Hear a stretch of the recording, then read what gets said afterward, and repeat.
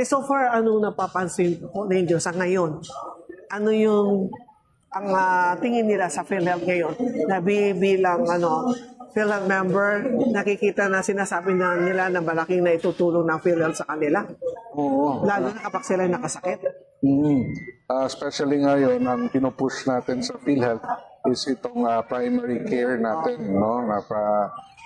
Na programa kung saan yung YAKAP, no, yung Yaman ng Kalusugan program na naumpisahan na natin nung last July at ni-launch natin na yung bagong benepisyo ng PhilHealth under the YAKAP program, itong PhilHealth Gamot, kung saan pinapilot ngayon sa NCR na hopefully the end of this year may implement din namin yung PhilHealth Gamot dito sa Region 10, especially dito sa area namin sa Iligan City and Lanao del Norte. So meron na tayong accredited na pharmacies, no, sa PhilHealth Gamot. Nakapacitate na natin yung mga facilities. Go signal na lang po hinihintay natin para mapilot. Dahil ba wala pang IRR kaya hindi pa siya maipush through? Yung gamot app po ang hinihintay natin, yung system. System? Yung system. May system na ginagamit ngayon sa NCR. But it needs to be polished, no? Dahil pinapilot test doon. So any flaws or any defects dapat ma-address na nila prior sa nationwide rollout. Kaya ganoon na nangyari. Meron tayong pilot testing muna sa NCR with our partner gamot pharmacist there. Pwede pa tayo mag-interview. Mamili ka. Yeah. So, yung previous year, kay bayad. Putol-putol. Okay. Ano yung ganindot, balag, kulang ang imong bayad, imong contribution. No? Bisag gani, wa pa ka nagbayad karon. Maka-avail lang gyapon ka. No? Pero katoy mong mga nalatangan nga bayad na kulang-kulang, singlon to sa PhilHealth gyapon. Pero ang pag-avail nato, dili na gyapon antala or maka-avail lang gyapon kabisan mo. Yapon sa Oo, sa benepisyo. So, pero mas maayo na update na po nimo para ang imong balanse mahinay-hinayan po nimo bayad. Okay? So ano siya? So meron siya sa ospital? So, kinsa yung asawa mo na admit? Nasa ospital asawa ko ngayon. Anong hospital? Private o government? City Hospital. City Hospital.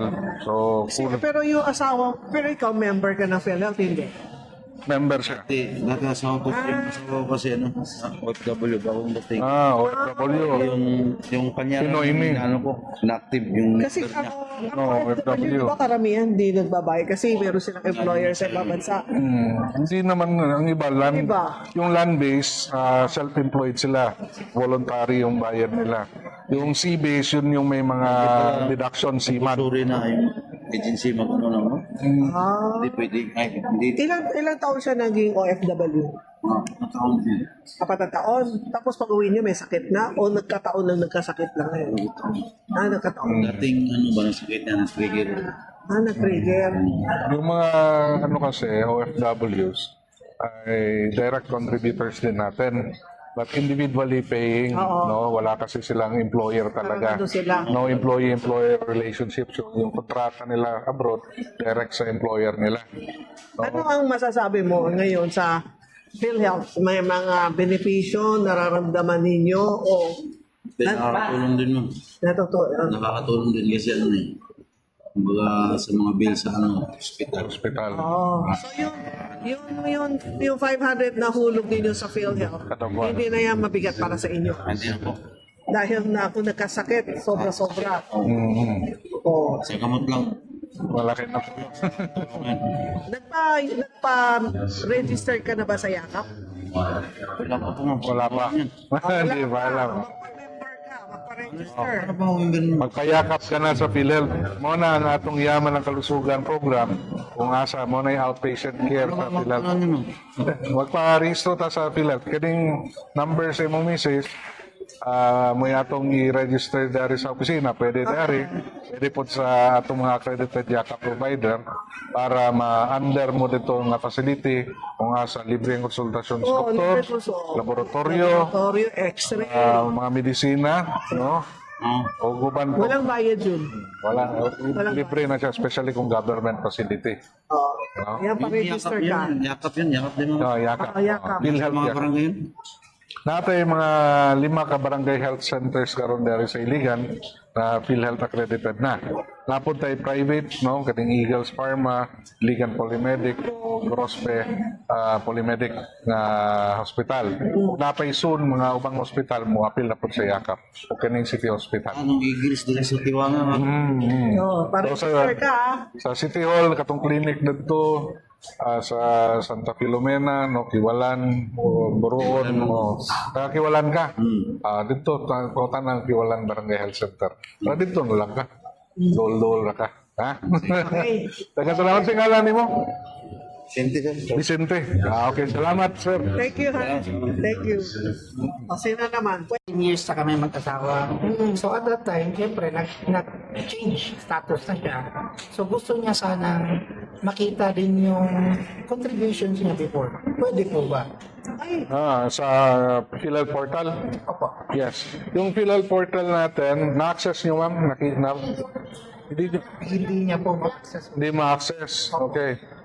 Kung in case na ma-access na natin, ma-troubleshoot natin, ano, yung record natin sa PhilHealth, no, under sa PhilHealth portal, makikita natin yung complete member details, address nyo, birthday, self-employed ba tayo o employed, ano yung record natin doon, qualified dependents, at saka yung contribution natin.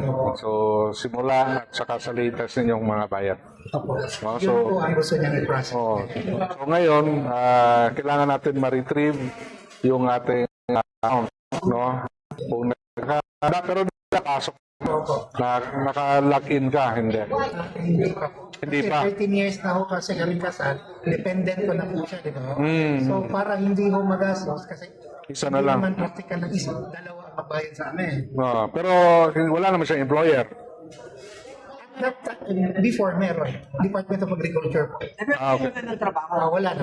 Wala na. So pwede na siyang dependent. Pero kung both kasi are working, isa talaga yun. Pero kung wala nang working isa, pwede naman dependent lang. So, yung record mo, lifetime naman yung number natin eh. So, Oo. yes. Yes. Hindi, kanya time yung apply yan. Pero kung inactive na yung record niya po, as dependent na siya, true sa kanya na po. Sa kanya. True sa kanya na as dependent. As dependent, Oo. pwede pa rin siya mag-apply, di ba? Yeah. Pati anak mo. As dependent. Mag-register lang po tayo. Register lang, mabilis ka. Kasi sinusubukan niya i-access, hindi niya ako ma-access. Pero kasi, ang gagamitin niya dapat is yung sa'yo. Dahil yung record niya balik inactive na eh. So magkasama na lang kami Oo. sa ano. Dahil as dependent na kasi siya sa'yo. Oo. Yakap na malapit. Yan sa provider. Pwede rin po dito. Pwede dito, assistant sa atin. Kasi ako, na-apply ko na doon sa Polymedic. Polymeric Tibanga. So okay naman. Nag-okay na. So pwede rin dito ng assignment for our dependents. Pwede rin doon sa ating PhilHealth member portal. Okay. Kung ma-access mo yung sa'yo ha, Oo, na-access ko nga po siya. pero hindi mo makita yung dependent mo. Nakikita ko po. Okay, yung dalawang anak ko siya kasi. Pero siya, alone, hindi siya man. Hindi niya. Hindi. Okay Hindi nga. nga talaga po. Hindi nga, dahil inactive na yan eh. Dahil dependent mo na eh. Doon sa member portal, through sa membership mo, doon sa magyayakap ka doon, tapos pipili ka ng yakap facility niya. Same sa mga anak mo. So, hindi na yung number, So, hindi yung na membership pwede niya. Na mag-apply, mag-ano din siya. Hindi, as dependent mo. Dependent. Oo. Okay, hindi na kailangan. So, as dependent mo. Ha? Ano yung, pero nababalitaan mo ba tungkol sa yakap? Opo, so sa kapatid ko po. So, ano ang pakakaintindi mo, anong kagandahan ng yakap? Yun nga, yung meron kang yung sa consultation, tapos meron ka ng allocation na, for example, meron ka ng sakit. For example, sa akin, nalaman ko na si KD1 ako. So, ang pagkaalam ko, word of mouth din, na pwede akong mag-avail ng mga gamot, libreng gamot, through sa Yakap. yung sa doktor na mag-check up sa akin, doon sa yakap na. So, dapat yakap doctors. Opo, yun ang pagkain. And then, pwede rin, aside from consultation, Medicine. hindi lang medicine. Laboratory. May laboratorio pa. May chest x-ray pa. Lahat nga po. Lahat libre yun. At wala kayong babayaran. Sa kung yung sa gamot na may allocated tayong 20,000 per annum for medicines pero hindi cash bibigay yon. May credit po tayo sa pharmacy na makukuha natin sa any gamot accredited pharmacy. Next question po po. Applicable na ba yan sa ngayon sa Ongoing na ba? ongoing na ba? Pwede na ba? Ongoing yung pilot testing natin sa NCR, then hopefully ma-implement natin ngayong fourth quarter sa Region 10. So abang-abang na lang sa Pamasko. For the meantime, di ba yung 20 the 21 medicines available na yon sa Yakap facility natin. Yung 21 basic medicines. Yung 54 additional medicines, yun yung mga galing sa PhilHealth gamot for this year, no? Kung magsimula na tayo. But by 2026 next year, yung 75 medicines, lahat sa 20,000 na i-charge yun sa PhilHealth gamot pharmacy na. Saan natin namin mag-review yun? Yung Portal din po. Yung mga 21 medicine na. may listing tayo niyan. May listing. May listing tayo. sa PhilHealth Facebook page. Ayan. Ayan ay mga Nabigyan na pala ng flyers. So, andyan yung mga list ng medicines natin. Salamat po. You're most welcome. Hindi ako na message. Ano masasabi mo sa serbisyo na ginagawa nitong Leo Iligan? Tapos yung pag yung anong makakaintindi nyo sa mga benepisyo ng PhilHealth na saan, kumbaga napipick up nyo? Ano naman yung mga questions namin, na-answeran naman. Mas okay kasi dati, siguro, kulang sa tao o hindi ko pero sa ngayon, sa status ngayon, okay. Okay na. Okay na. Opo. So kapag pumupunta kayo dito, hindi kayo uuwi na alanganin na hindi nagagawa. Hindi po. Tulad ngayon, na-answeran na right away yung mga concerns namin. Instead na pipila pa kami through this vlog also, na address right away po. Ayan po. Anong PhilHealth benefits ang na-avail na po natin? Sir, actually, 2 months ago, na confine ako sa Gregorio Tilio na available. Na-avail po natin mga PhilHealth benefits. Mga 50K yata yung 50,000. Oo. 50K din na nakalkasabihin mo. No, zero. Zero. Saan po tayo na-admit? Sa Gregorio Tilio. Sa City Hospital, sa Gregorio Tilius Memorial. No balance billing po tayo sa it's a city government hospital po. Kasi siya na-process. Ako, malasakit and PhilHealth. PhilHealth. Billing. No balance. Nung una, alam ba ninyo na may no balance billing? O, Hindi. So, nagulat kayo.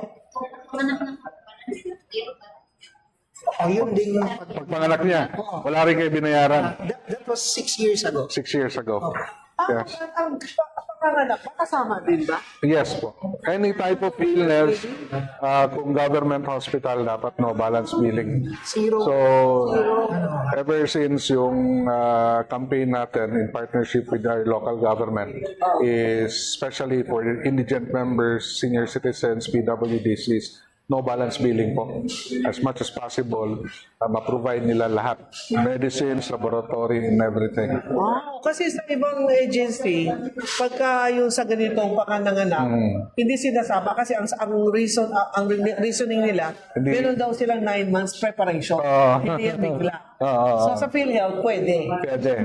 Lalo na po sa partner nating LGU Hospital. Sila napapatupad. From yung what GB, women about to give birth. Yun po, di ba? PhilHealth. Yes. Basta nagpaparenatal ka, masusunod mo talaga. Yes. Ang problema ko kasi sa iba, hindi sila sumusunod sa advice ng mga social worker. Nagkakaproblema. Pero kung sumunod lang talaga kayo, din wala problema. Yes. Yun po. Thank you. Thank you, ha? Zero. Zero billing talaga. Tapos ngayon din, just 2 months ago, zero billing din, no balance billing. Thank you, sir. Thank you. Thank you, ha? Have a good day. Thank you. Employed kasi, ini-encourage na natin online na yung payment. Kaya minimal na yung nagbabayad na employer dito unless kailangan over-the-counter sila Pero magbayad. pagka sa payment, meron din ba GCash payment? Wala po. So, Cash po. basta cash or online sa bangko? Si Alex po, Dokila. Yung ating cashier. Yung ating cashier, kamusta naman po ang mga karamihan na pumupunta dito? Yung mga pinabayaran nila? Mostly voluntary payment. Voluntary Yes. Kasi yung employed sector nasa through online. Yes. So, HCA Healthcare Institution and Professional Contracting. So, mga doktor, hospital, dito sila nag-ano ng accreditation nila. Si Karen, yung ating supervisor for field operations. So, in a month, makikita mo yung mga activities natin sa field. So, andito tayo today. So, galing kami kanina sa City Public Plaza with RBP, andun si Mayor kanina. Then, sa Thursday, dito tayo, pahinungod. So, sila Karen, saka si Maymay, kasama ako, pupuntang ng Cagayan de Oro for this activity. So, last stretch. Next week, marami pa rin. Yakap Service Delivery Caravan, Barangay Villaverde.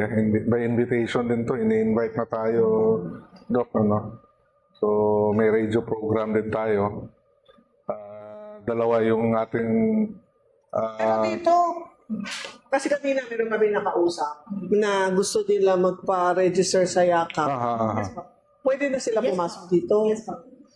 Oh, kasi yun ang tinatanong kanina. yun ang tinatanong. Marami na nga mga senior citizens na nagpunta dito. Oo. Eh, minsan, parang batch sila na ino-orient ng mga kasama. Pero sino may doktor kayo dito? Let's say, so registration lang muna. So paano yung FPE? Yung first patient encounter? Doon na po mismo sa Facility. Facility na. So, ang registration dito muna. Hindi lang po dito sa Villa, pwede po silang dumiretso yung sa Yakap Politik. Oo, kasi kanina meron dyan dalawa. So, may choices po sila. Pwede online, no, na magano, walk-in dito sa atin or diretso sila sa Yakap facility. Then si Yakap facility naman, nagpapadala ng mga registration forms sa amin. So, either way, sa convenience sa kanila, na-accommodate natin sila para walang diskriminasyon. Thank you, Ka. Thank you. Daffy. Yung ang nag-umpisa tayo as to Sulta. So, nirebrand tayo. Dahil ang natatandaan ng mga tao is yung konsultasyon lang sa doktor. Hindi nila alam na mayroon palang laboratory na kasali yun at may mga gamot na kasali. So, nirebrand natin to YAKAP. sa YAKAP. So, para yung sa Yaman ng Kulusugan program, ma-remember nila o maano nila na may konsultasyon, laboratorio at gamot. At saka may dinagdag pa tayong 6 na cancer screening na benefits. O kasi dati yung word pa lang, akala hanggang consultation. Hanggang consultation lang. Walang follow-through, walang medication o konsulta lang level. So ngayon, level up na or pinalawak natin yung ating primary care na benefits. Ito yung YAKAP na. Ko in loop yung ating YAKAP at saka gamot na ads para nakikita ng ating mga kliyente na nagwo-walk-in dito. Sa ngayon, ito baga hinihintay lang natin na itong gamot app na maayos na. Yes, yes. Para maumpisan yung 20,000 na, Yes, na yes gamot po, na pwede yes ba po. ma-avail nila in a year. In a year. Pero itong taon 2025, ma-avail ba nila? Kung mabigyan na kami ng go signal for Region 10 na magsimula na for the PhilHealth gamot, ma-avail na po nila yon, no? As early as this quarter. So, approval lang ng head office natin ang iniintay natin. May accredited na tayong gamot pharmacy and mga YAKA facility. Yung system na lang inihintay natin. Kung ready na siya at pwede na natin ma-roll out dito Pero sa region. lahat sila papasok dito sa Igo? Yes po. Kailangan nila po i-download yung app, no? At saka yung record nila sa eGov din po nila kailangan ma-access yung PhilHealth record nila. Or pwede rin po sa PhilHealth member portal sa website natin sa PhilHealth. Nakita natin kanina, talagang ano siya, magiging malaking kabawasan sa gastusin lalo na Yes, sa po. gamot, 'di ba? And then itong yung pag-access ng ng record nila, ito kanina 'di ba may tayo na interview na Interview. member na Yeah. sila mismo nagkaano Yes. sa portal. So kahit na sinong member pwede nila makita member Yes, portal. ang kailangan lang po nila is yung kanilang PhilHealth identification number. Na may kopya sila nun para makapag-register sila sa PhilHealth member portal or sa eGov. Yung PIN nila, bale, ang kailangan So nila. sarili nila pwede na hindi na dadaan sa ospital o pupunta dito sa Leo. Yes po, as para yun sa ating mga active members. Pero Active kung, members, kung wala pa silang PhilHealth number, no, or inactive yung record nila, kailangan ma-activate yung record nila para ma-access nila yung kanilang record online, no, sa eGov or sa PhilHealth member portal. No? So in place na rin po Itong dyan. online services, sa mga hindi computer literate, kaya ba nila? Madali lang po, no? As long as mabilis yung internet connection, hindi na puputol-putol. Then type lang po natin yung mga password, PhilHealth number, click-click lang po. Kung nakapag-Facebook tayo or Instagram o TikTok, kaya po siguro Kaya-kaya natin. nila yan. Kayang-kaya nila yan. No? So, may access po nila na madali, no, at mabilis. Pati sa pagbabayad ng contribution, online na rin pwede na. Yes, pwede po sa ating mga members dito sa member portal natin, maaari sila magbayad online. No, may payment facility po tayo diyan.